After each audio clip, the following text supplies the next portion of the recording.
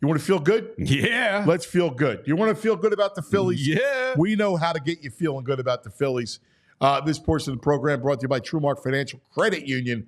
Check out TrueMark.com/PHLY to see the credit union difference. Joining us, there he is. You want to feel good? Oh, you look great. The great Skip Charlie Manuel. What's up, my brother? What's going on with Anthony? I'm ready to talk some Phillies. Let's go. You look great, buddy. You got a Charlie shirt? Because I've been wearing my Charlie Loves Home Runs. We got my whole family wearing Charlie's T-shirts. That's good.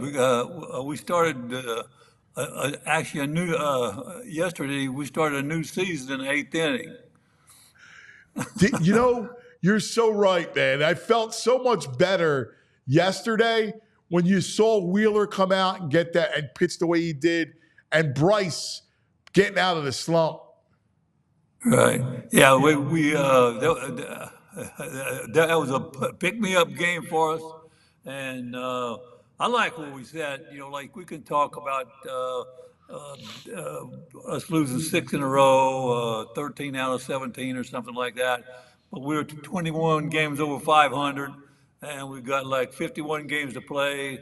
And so does Atlanta, things like that. And all we got to do is just go to the ballpark and try to win games. And play day to day, stay even keel, and just have fun and play the way like we can. So, Skip, in 2008, you lost 6 in a row in June. That team lost 6 in a row, and I think 8 of 11 that funk in June. So, I hate to keep saying it's baseball, but, you guys won the World Series, and, you lost 6 in a row that year. Right. Yeah. Actually, Anthony, if you keep with the game, most teams, even I remember the year when the Yankees set a record for wins, and if I'm not mistaken, they had a losing streak of like 8 or 10 games at one time. I mean, during the course of a season, the team usually, if you go back and check, like somewhere in there, there's some 5 losing games, losing streaks, and 7, 8, even 10. So like that's kind of expected in the game. But at the same time, like we were in we starting the last 2 months of the season, and we need to start playing our best baseball like we did the last 2 seasons. So like we got the talent, we got the team. I'm not worried about it because I think that we're going to win somewhere in between. 93 games will get you definitely in the playoffs. 96 will win our division and things like that. And if we win 30 games of those 51, I think Atlanta have to win 35 or 36. So we're setting pretty. I like where we had. If you had told me when the season started that we'd be back 21 games over 500 right now, I would say I might question. But at the same time, our team is definitely we got a good team, and we haven't seen our good pitching out of the bullpen in the last couple of weeks, but it's still in there, and I think our bullpen. I think we strengthened it over the trade deadline. Yeah. I mean, Carlos Estevez was. I thought you're right. Like you get a right-handed, high leverage guy to come out in the back of the bullpen. You needed that. What did you? I'm curious about slump busting, right? Like. What did you do, like in 2008, when you guys were going through that losing streak? How did you handle it? Because I know what kind of guy you are. You make it fun. What's your secret when you go through one of these spells? Right. Every day that I managed the major leagues, I used to tell my guys on one-on-one when I talked to them during the sit day or things like, hey, look. Today's the most important game of the season. Let's play it that way. don't look back, don't look forward. Let's just keep going and let's stay even keel and keep our dauber up and things like that, and we're gonna be okay. And we're gonna show people how good we are.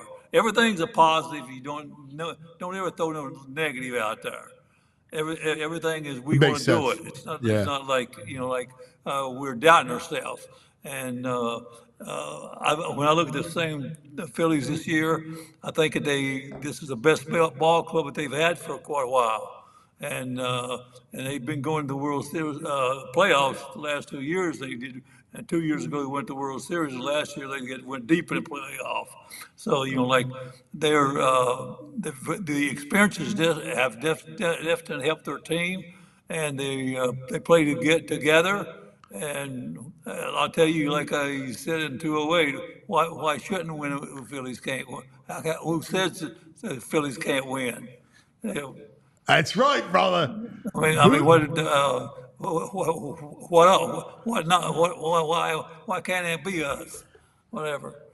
No, you're spot on. Were you superstitious at all? Maybe as a hitter or as a manager, did you buy into superstition? No, I also, and people used to ask me that question all the time. The only thing I can tell you is if you think I'm superstitious, I don't think I am, but I know this. When I managed in Philly, I went to Walt Whitman Bridge was the only one ever went across. I never would drive across any other bridge.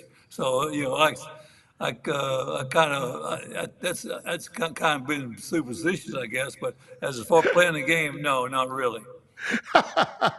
No Ben Franklin, just Walt Whitman. Yeah, right. I love it. And it's funny because I think that was part of your success, your charm as a great manager, is that you always kind of knew what buttons, right? Like I guess you never wanted them to see you worried, right? Like you always Right. needed to when they Right. looked at you, you had the answers. Yeah. Like, hey, Right. today's the day we're getting out of it. Exactly. Like when I think about it, pressure is something that you put on yourself, and when you sit there and I care more than anybody, but at the same time too, your actions speak for itself, and you got to stay positive, and you got to actually know what to say to guys, but that doesn't mean that can't correct somebody and things like that, like the swing or a play in the field or something like that. But at the same time, you always want to stay up when you play in the game. Yeah, it's funny, this team. Now, yesterday, like when I saw Bryce hit the home run, you could almost see the relief, right? Like he hits the home run, Right. and then all of a Yeah. sudden, it was almost like a big exhale. You could almost see it on Right. television. That feeling, that exhale, that relief. Well, that's got to be one of the greatest feelings in the world. Like, oh man, I can Right. do that again. Yeah. He smoked that ball and he knew it was gone. He hit it. Yeah. But he's a great hitter, and I'm like everybody else. I think he ought to hit every day. But at the same time, the game is not an easy game, and when the season's all said and done, he'll get his. What do you want to see over the next month, right? Like, because obviously the rest of this road trip is tough. 3 with the Dodgers, 4 with Arizona. All right. What do you want to see over the next month to get them back? Because I'm with you. I'm not worried that they're going to make the playoffs. Or I look at the Braves lineup and that Braves team and the Phillies team, and I go, Phillies are better, so they should win the division. But what do you want to see from this club to kind of get that confidence, to get them back rolling? Yeah, I want them to stay aggressive at the plate. I want them to play good defense. Yesterday they had played good defense. We got great pitching, things like that, and actually we had a good ball game. So yesterday, and as long as you give everything you got every day, you'll be okay, and don't try to get there too quick, and and take it easy and stay within yourself and stay positive and actually have a lot of fun and stay together. Really, I want our team to play like they want to play. Well, they get to play how they want to play now. Yeah. So like now it's time for them to really put on a move on it and show our fans how good they really are. Really. Yeah, and the same thing goes with Stott. Like the fact that Stott got one, like he's another one, man. He's been scuffling. So it's good to see Right. Stott, have success. So I think it's huge for him. Right. Yeah, right. I think the hit he yesterday might have been the biggest hit he's got during the season because Yeah. that kind of picked us up. Like we put us up 2 runs is better than one going in the latter part of the game. And then all of a sudden we get around in the top of the order and Swarter gets a hit and here's Harper smokes one out there. So, and then Bomb hits one and it starts, and when we start hitting in, kind of our batting order came to life. That's kind of what the game's all about. Hey Charlie, you want them to stay aggressive. And a lot of the fans on social media, when they're going through the slump, have been like complaining they're not seeing enough pitches. They're swinging at the first pitch too much. Like you think it's important for them to stay aggressive at the plate? I think I think you got to be aggressive, but you want to hit strikes. I mean, if that makes sense, you can be aggressive in with your swing and things like that. But balls in a strike zone, that's what I want you to be aggressive with. And when guys balls on the corners or out balls or call balls, no, I don't want you swinging at those. I don't want when you chase balls and miss them by 2 feet. You're like that tells me you did one thing. You didn't see the ball. You didn't stay on the ball to hit it. I mean, you had no chance to hit it. But when you can stay nice and free and relaxed, tension free, and really concentrate on getting good balls to hit, that's what it's all about. When Trey Turner or Harper and them's hitting good, they're getting good balls to hit. Do you believe in like if you're going bad, do you try to work yourself out of it? Like, do you try to go extra BP all the time, or do you think sometimes you need to step away from it, right, just to so you can see the ball better? You might want to step a step away for a day or two, but at the same time, when you're not seeing the ball good, I used to have Rich Doobie when Howard was struggle. I used to tell him to you throwing the Howard tomorrow, and you're gonna throw hard low. And if for Howard to hit the ball, he had to stay on it low. He could not. He wouldn't go hit the ball up and things like that anyway. But he's going to hit the ball low and stay on it, and it could get you back into your swing a lot of times. That's one of my biggest thing about hitting. I tell every hitting coach in the minor leagues when you start out, those strikes low, or make sure you move the ball around low.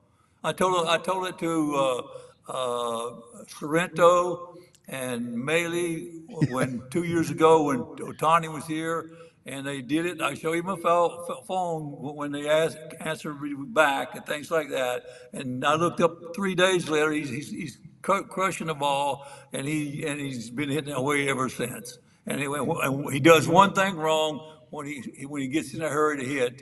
He pulls off and he comes up out of his stance and he pulls off. And that's when he strikes out and he doesn't hit the ball good.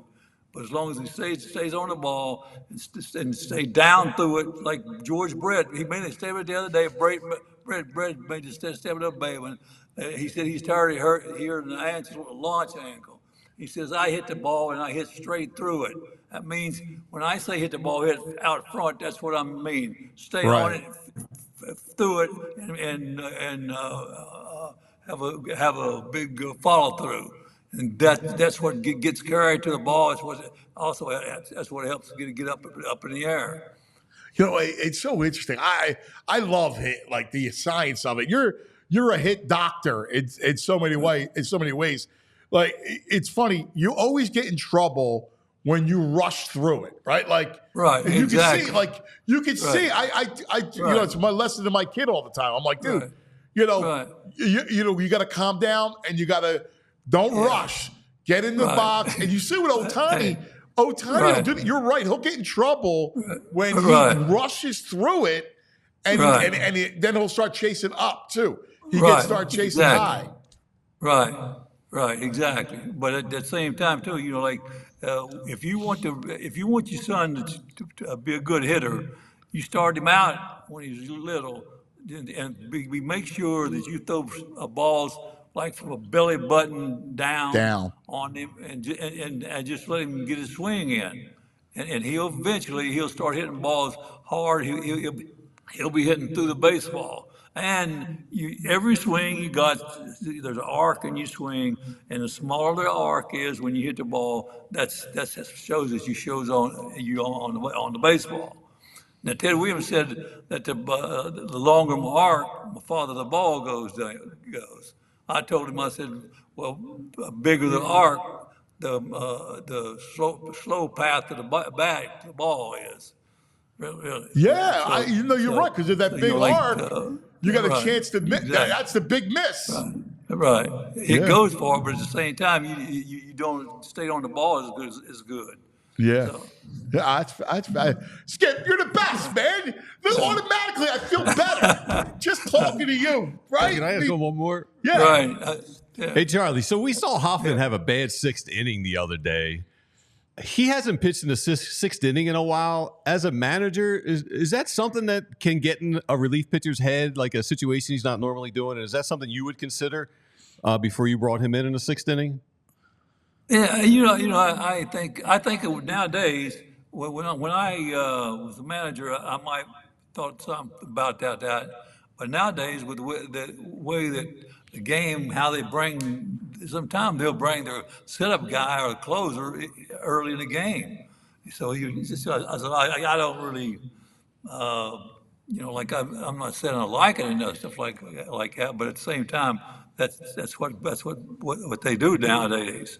I mean, I can't. I think he might have just had a bad inning, really.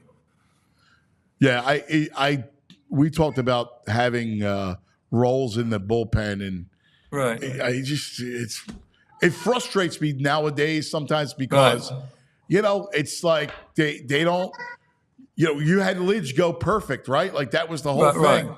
It was right. Lidge. Well, it was Madsen, the Brits to Lidge. It was J.C. Romero in the seventh. It went bing, bing, bing. Right. Yeah, Anthony, I'm a firm believer, and everybody can't be a closer.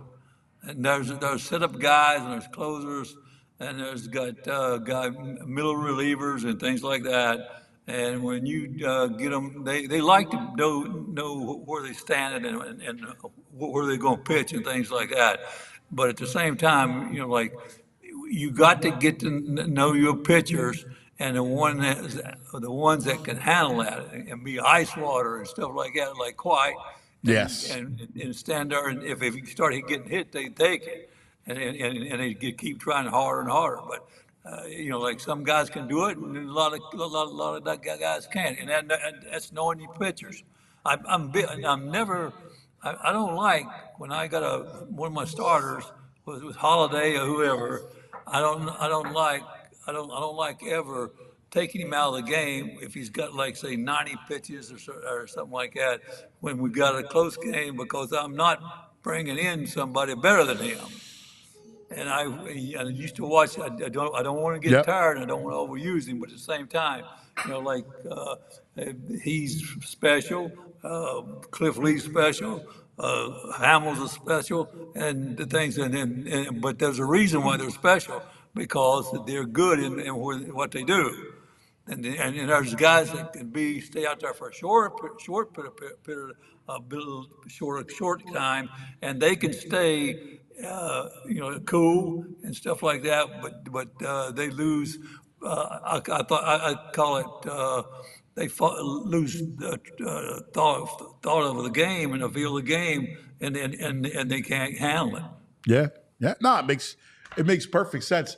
Skip, it's why you're the greatest, man. We love you. I got to tell you, I mean, you make us feel better. You're like medicine, Skip, that tastes good. That's good too. But I think let's don't worry a lot about the Phillies, because I think they're going to be fine. And if they play baseball like I think it can, we're going to see some I'll get it out in a minute. October baseball. That's it, baby. Red October. When you coming up? I'm going up. I'll be up there for Alumni weekend. Okay, great. Oh, awesome. Yeah. Well, let me know. Can't wait to see you, buddy. We love you, man. Okay. Hey, thank you a lot, man. Enjoyed talking to you. You're the greatest. The Skip, Charlie Manuel. Always, he is. He's the big pot of soup that makes you feel good. Yeah, he's like your grandpa or the best uncle. Yeah, he makes you not worry. Yeah, the whole thing, right? Like, totally. That's a big piece of it. We all silly like the mayor.